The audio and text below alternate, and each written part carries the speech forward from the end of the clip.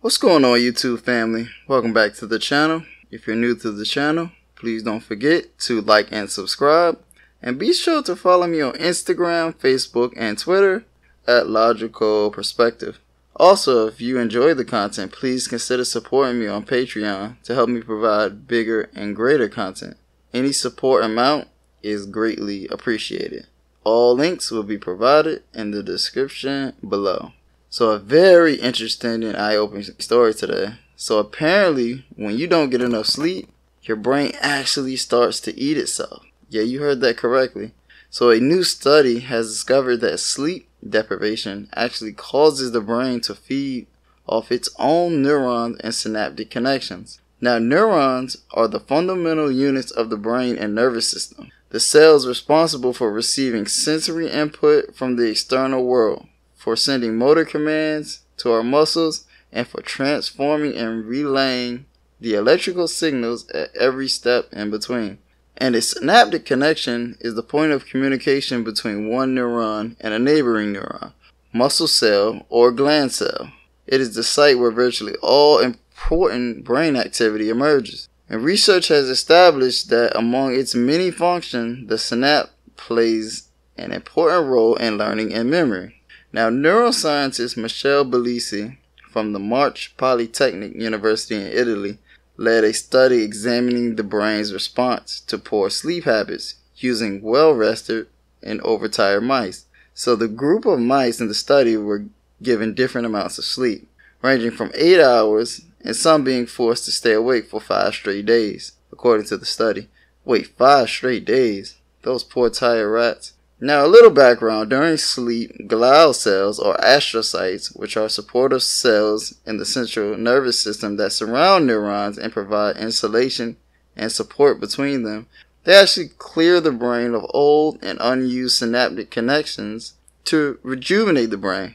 This explains why we forget certain things over time, or data dump as most people refer to it. Now, on top of that, another cell is also at work when you're snoozing. The microglial cell, which are specialized immune cells that remove damaged neurons and infections and are very important for maintaining the health of the central nervous system. Now, these cells destroy old and worn out cells via a process called phagocytosis, a word which actually means to devour in Greek. Now, all these processes have a positive effect while you sleep, rewiring and replenishing the brain for the next day. Essentially, the brain is eliminating what's irrelevant, holding on to what's vital, and making room for new memories.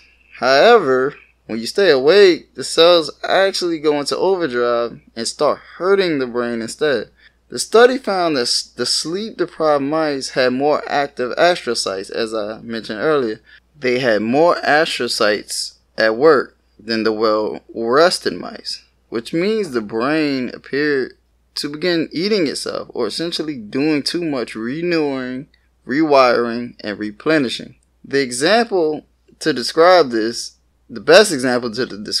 is imagine someone doing a little too much spring cleaning, going a little overboard, and actually throwing away things that are actually essential, important, or currently needed. Now, the study showed for the first time that portions of synapses are literally eaten by astrocytes because of sleep loss, and it may cause great harm in the long term. And it actually could explain why a chronic lack of sleep puts people at risk for Alzheimer's disease and other major neurological disorders.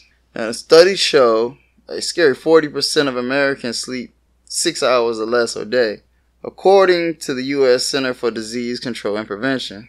That means 40.6 million adult brains are potentially at risk for being eaten. Now, it sounds a little twisted when you put it that way, but I think you get the gist of it. So I know a lot of people, a lot of us, me included, live by a lot of popular old sayings like money never sleeps, I sleep when I'm dead, the grind never sleeps, I don't have time for sleep, successful people don't sleep. Now, I can go on and on and on, but I'm sure you get the picture. And I'm sure there's a good chance you've heard at least one of those sayings once or twice in your life.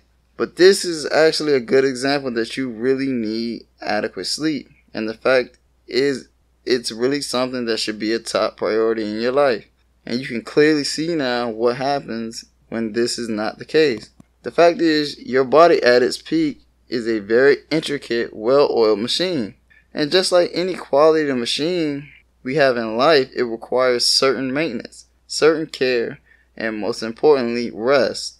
If you were to run any machine 24/7, non-stop, that machine would probably, in most cases, break down faster than another one getting periodic rest.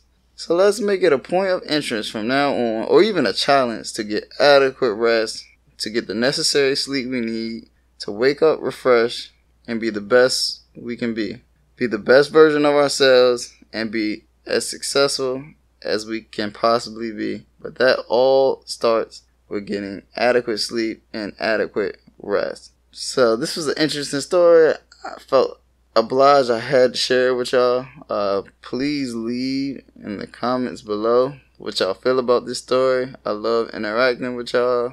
What do y'all think about the experiments on the mice? Do y'all think that relays to us humans adequately? On top of that, don't forget to follow me on social media at Logical Perspective. If you're new to the channel, please don't forget to like, comment, and subscribe again.